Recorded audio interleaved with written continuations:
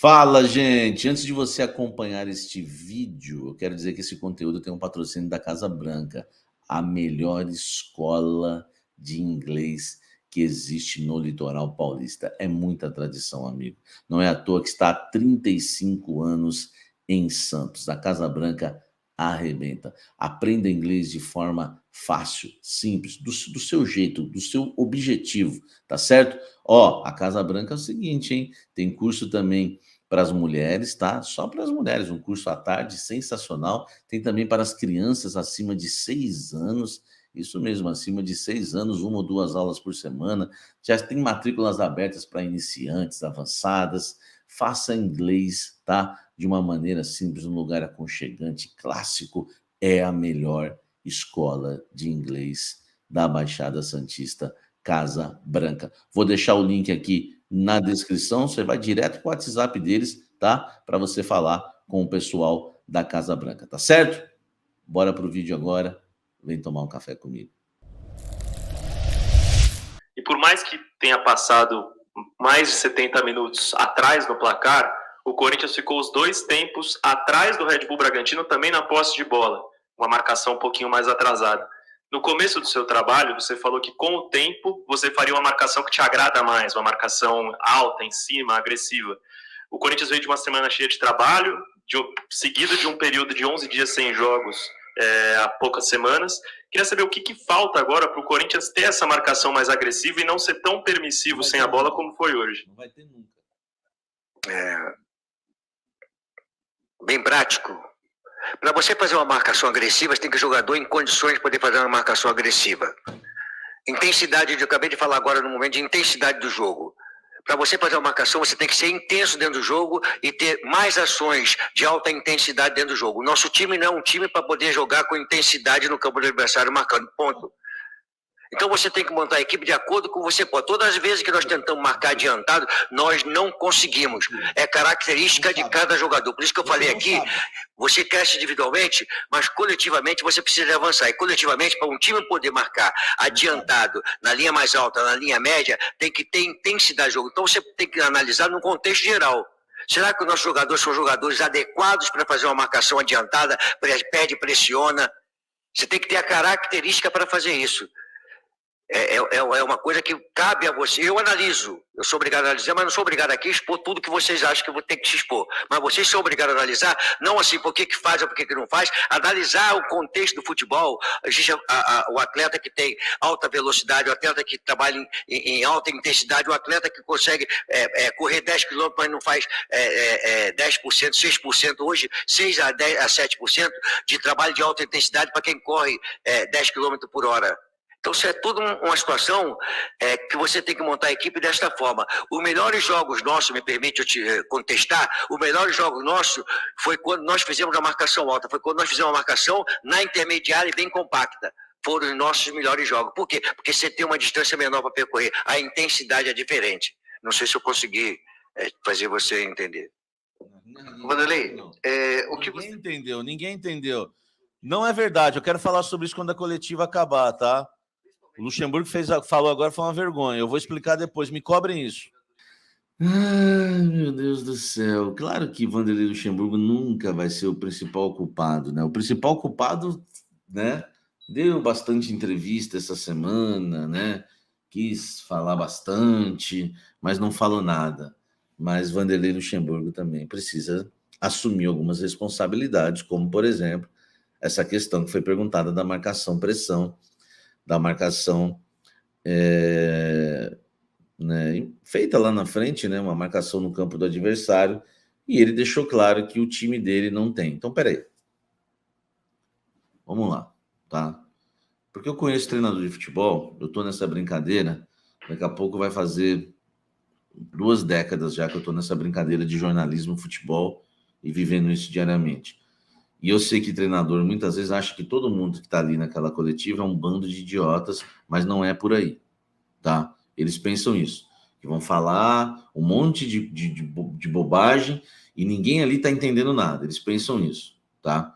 Quando a gente tinha lá Juliano, Renato Augusto, Romero, enfim, né, Roger Guedes, que não marca ninguém, é claro que você tem um time que não dá para marcar pressão.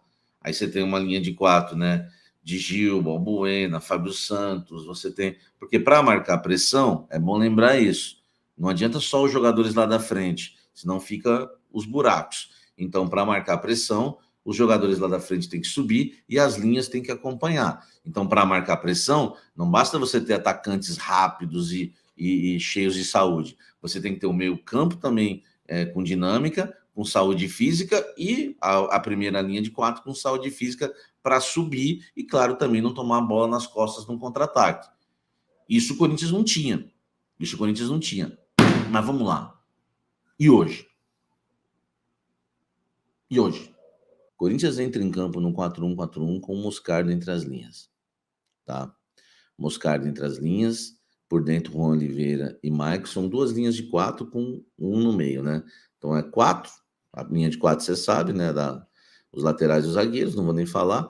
O Moscardo na frente da zaga, tá? Aliás, ele fechava muito na frente da zaga. A outra linha de 4 tinha Biro na direita. Aí vem por aqui, ó. Biro na direita, vem comigo, ó. Juan Oliveira, Maicon, horroroso, né? E o Roger Guedes. Lá na frente, Yuri Alberto, tá? Esse foi o time do Corinthians que terminou no 4-1-4-1. Sabe como terminou o time do Corinthians? Num 4-4-2. Sabe como terminou? Terminou uma bagunça, né? Fagner, Gil, Caetano, Murilo. Tá? Murilo, o melhor em campo do Corinthians. Depois vinha uma outra linha de 4. Tá? A outra linha de 4 vinha na direita, Juan Oliveira, que já estava morto, não tinha mais condição de jogar nem por dentro.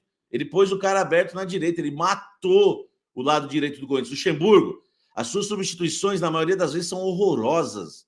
Ó, Juan Oliveira aqui nessa linha aqui de 4, lembrando que tinha uma linha de 4 atrás já com um zagueiro aqui, ó. Um zagueiro na esquerda, improvisado. Aí na segunda linha de 4, tem Juan Oliveira aqui, Rony aqui. Não, como você quer sair com Juan Oliveira e Rony desse lado? Hein? Aí, Matheus Araújo, o jovem preguiça, e o Wesley, o jovem fio desencapado, que, né, ou resolve pro bem ou pro mal. E lá na frente, os dois, Roger Guedes, não jogando de forma posicional, junto com o Felipe Augusto. Então, eu já expliquei para vocês, porque a gente tem que falar de futebol, falar o que aconteceu. Eu já expliquei para vocês aqui, a base de tudo, 2 esquemas táticos utilizados pelo Luxemburgo no jogo hoje. 4-1-4-1 e 4-4-2, tá? Com substituições pífias, o time realmente perdido em campo, né? E, enfim, com atuações lamentáveis, mas o principal, antes de falar das atuações, que eu quero falar de um por um, vai deixando o seu like aqui, só para vocês entenderem. O grande problema do Corinthians hoje é que é um time com a cara do seu treinador. Um time que tem medo de vencer o jogo. Luxemburgo que tinha aquela frase, o medo de perder tira a vontade de ganhar. O cara tá morrendo com as próprias palavras. Corinthians deu a bola pro Red Bull Bragantino no primeiro tempo. No primeiro tempo, o Corinthians não viu a cor da bola. A cor da bola. Não sei se era preta, se era branca, se era amarela. Não viu. Por quê? Porque o Corinthians dá a bola para o adversário. O Red Bull Bragantino marcou alto quando quis no primeiro tempo. O Red Bull Bragantino tocou bola como quis no primeiro tempo. Aliás, nos 2 tempos, tá? Nos 2 tempos. E o Corinthians ficou com a marcação Luxemburgo. Eu tô falando isso para vocês porque eu conheço o Luxemburgo. Fui setorista 3 vezes com o Luxemburgo como treinador. Acompanhei treinos, conheço as pessoas que o cercam, conheço as pessoas que o processaram, conheço as pessoas com quem ele brigou, conheço as pessoas que são puxa-sacos dele, conheço o auxiliar dele. Eu sei tudo de Luxemburgo, tá? E se tem uma coisa que eu posso dizer em relação a Vanderlei Luxemburgo, é que os times dele não marcam ninguém. Porque ele não acompanhou o ritmo do futebol. O futebol não pode ter essa marcação que o Luxemburgo tem, a marcação de 1994, de 1998, de 1999, mas não dá. Essa é a marcação hoje de Vanderlei Luxemburgo, uma marcação que só olha, o time não pega ninguém. Vamos lá. Eu quero vocês comigo nessa análise aqui, um por um. Então vamos lá, Cássio. deixa quieto. Fagner, para mim, foi mal. Um jogador que não apoia o ataque, não vai à linha de fundo, entendeu? Ó, o Corinthians, no segundo tempo, jogou com um zagueiro de lateral esquerdo. O que você espera do lateral direito? Que ele vá ao fundo.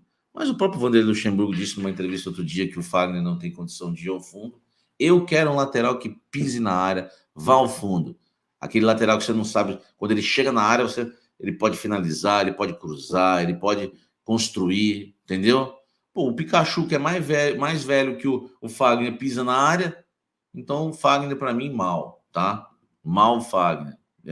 Eu também tô nessa que já deu o Fagner, entendeu? É um dos jogadores que eu não renovaria o contrato, ó, tá? Mal também, verdade, ó, entendeu? Você vai esperar o quê?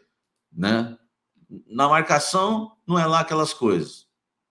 Aliás, o gol saiu ali. E no apoio também não, então não dá para, né, enfim, a gente esperar muita coisa do Fagner, não. Fábio Pérez, Samirzão, muitos jogadores parecem aqueles funcionários que estão fazendo corpo mole para serem demitidos. Que tiriça.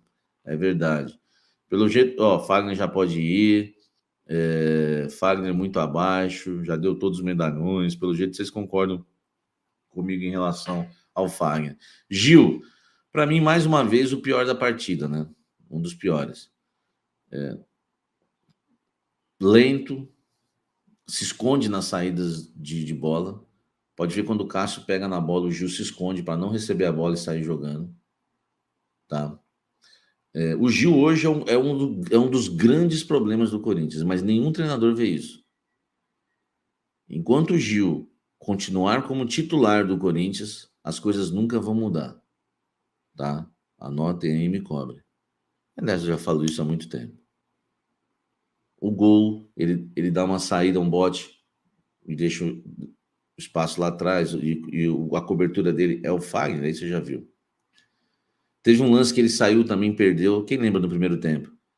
Ele sai e perde a bola também. Uma vergonha, né? Ele sai, não sei por que ele vai lá no meu campo dar um bote. Sem sentido nenhum, e deixa um espaço lá atrás. Então o Gil também, para mim, não jogou nada, tá? Vamos ao Murilo. Murilo, melhor jogador do Corinthians na partida. Tanto como zagueiro, como lateral esquerdo, tá? Tanto como zagueiro, como lateral esquerdo. Bidu, péssimo no jogo, tá? Um jogador também extremamente limitado. Caetano entrou no lugar dele. Para mim é outro fraco também. Eu coloquei o Caetano já porque entrou no lugar do Bidu. Moscardo. Deixa eu desligar o Lázaro.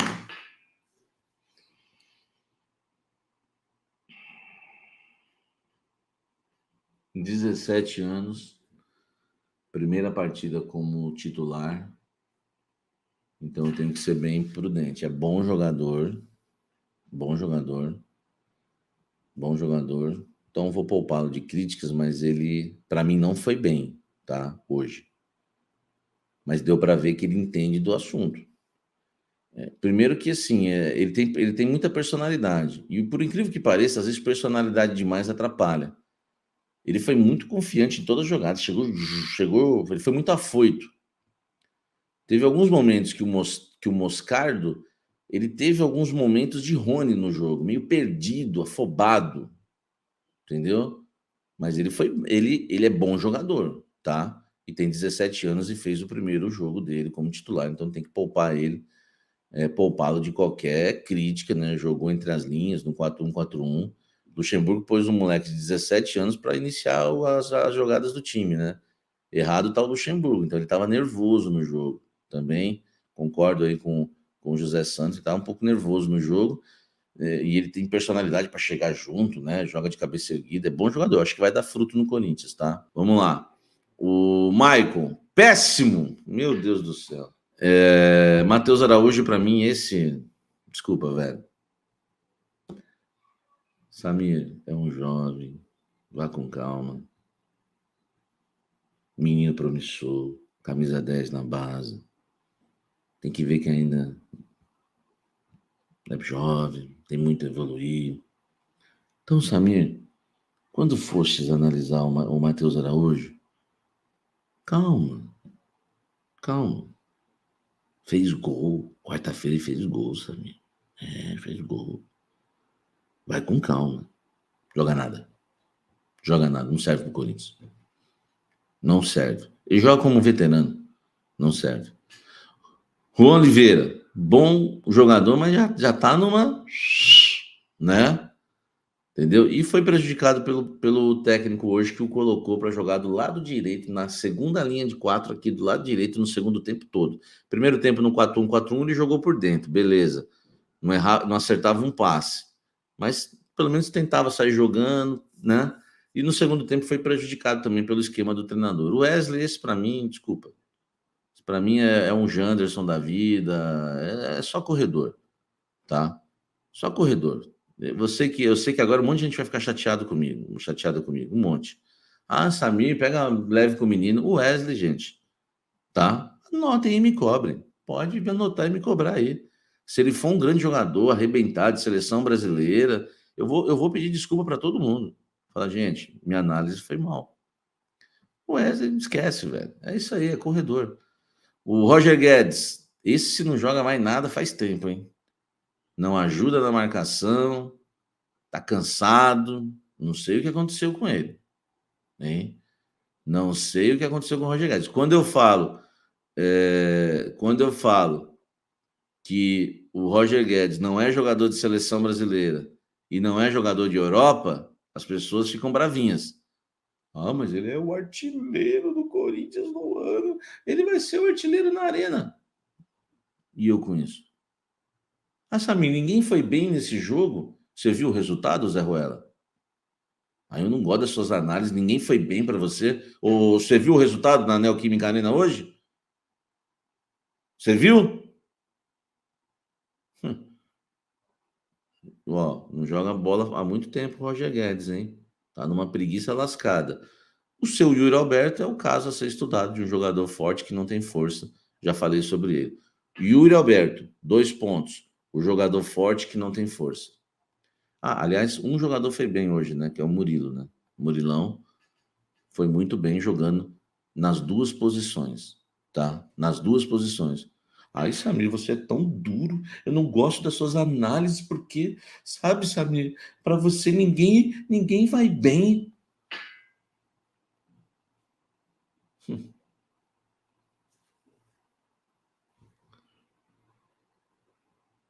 Você acha que com esse perfil eu vou comentar de terno e gravata na televisão?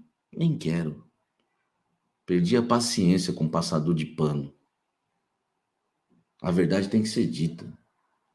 O time perde em casa de 1-0, depois de ter uma semana inteira para trabalhar. E o pior não é perder, né? O pior é você não ver o nome do goleiro Cleito no jogo. Que defesa o Cleito fez? Minha análise é essa. O único que salvou foi o Murilo. Se você não concorda, eu respeito. Mas é a minha análise. O Felipe Augusto foi bem, cara. Eu gostei dele, entendeu? O Felipe Augusto, que entrou no lugar do Yuri Alberto. Faltou analisar o Felipe Augusto, tá? Ah, faltou analisar o Biro também. Não jogou nada. Não jogou nada o Biro.